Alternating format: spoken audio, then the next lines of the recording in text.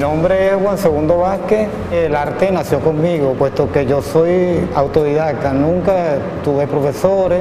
Yo me dedico a la pintura, pero trabajo en la División de Cultura de la Zona Educativa del Estado Vargas. Asesoro a los profesores y alumnos de los diferentes liceos e institutos educativos del Estado. Trabajo más que todo óleo sobre tela. Mi preocupación siempre ha sido la reivindicación de nuestros valores históricos y culturales. Hacia allá va dirigida siempre mi obra.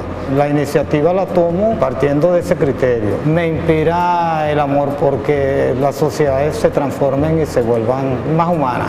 Me siento bastante satisfecho puesto que se ha profundizado en énfasis y la misma Constitución desde el artículo 100 en adelante hasta el 108 habla precisamente sobre la reivindicación y los valores de la cultura para nuestro país, para el desarrollo de la sociedad.